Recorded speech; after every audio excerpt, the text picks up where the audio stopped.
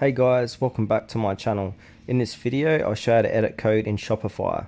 Please make sure to watch this video to the very end so you don't miss out on important information and to not make any mistakes. In saying that, let's dive in. Alright guys, head over to your admin section of your Shopify store. And then from here, click on the online store and then themes. And then on your current theme, click on the three dots that is next to it. So go ahead and do that now, and then go ahead and click on edit code. So now this will bring you to a page where you can edit code. Now, for example, if you want to edit code in the footer, just type in footer, like so. And now you can edit your code inside your footer. So if I click here, here's the footer code. Or if you want to do header, type in header.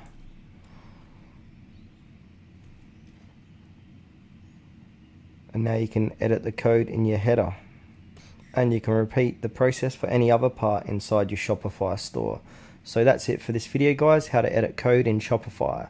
Thanks for watching this video to the very end. Please consider to like this tutorial and subscribe to our channel if you found it was helpful.